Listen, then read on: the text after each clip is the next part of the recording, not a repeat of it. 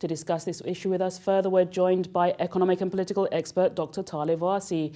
Dr. TALIB, thank you very much for joining us today. Now, the ruble is still falling despite the rate hike. Will raising the interest rate make any difference? I do not think so.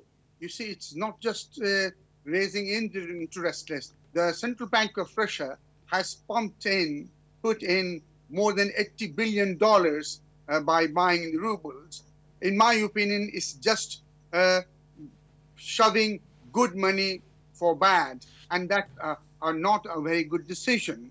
The market is the decisive place and the factor, and the ruble has lost more than 40% of its value in this year. So that's an alarming situation for the whole Russian economy, which is dependent on its commodity products rather than other spheres of economy.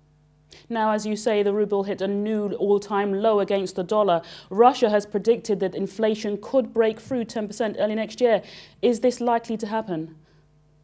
The situation actually is more gloomy than being accepted and predicted by the Russian economists. The situation is actually bleak in the sense that it is no more, the Central Bank of Russia is more or less powerless to control the ruble. The ruble and its value is decided not by the export of oil and commodity products by Russia, but the ruble's factor is decided by the strength of the American dollar, the Chinese currency, and the falling price of oil across the world. And these are having great impact.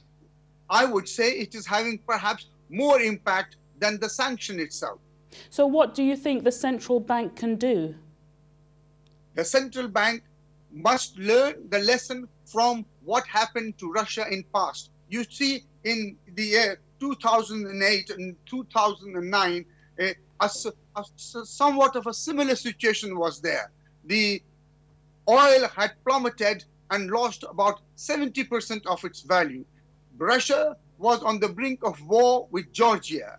A very similar situation as it is now with the situation of Ukraine and the falling prices of oil. Then Russia had to realize and come to its senses, and what it did, it tried to privatize its economy and make it more free, a more free economy where the internal and external investment did save the day for Russia and the Russian economy.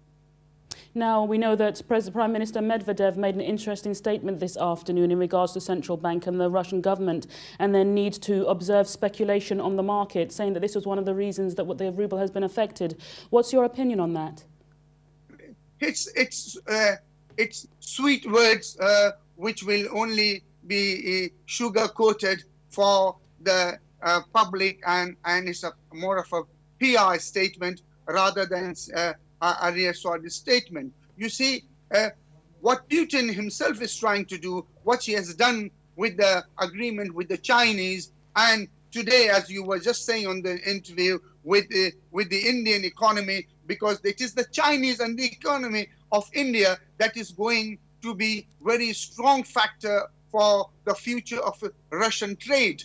And to build that relationship, Putin did make a wide decision to rush to China and make, I would say, a little hasty agreement with China, but at least it saved the day. He is doing so with the second largest economy or rising economy in the world, and that is India. He has also given the Indians the right to investment in its oil industry as well, especially in the Arctic area. And also, he has promised to build them nuclear power station. In Russia is going to build a helicopter, manufacturing base in India. So it's trying to diversify. You see, in any economy, diversity is very, very important. Russia has depended for too long on its commodity commodity products. Dr. WARSI, I'm sorry to cut you there. We only have a short amount of time. But as we know, Russia has spent more than $70 billion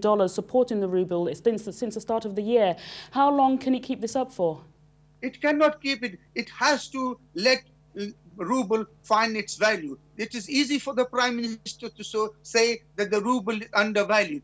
It is not him to decide what the ruble's value will be. It will be the market that will decide, and the market looks at this very moment very gloomy for Russia, I'm afraid. Dr. TALIB WARSI, political and economic expert, thank you very much for joining us today.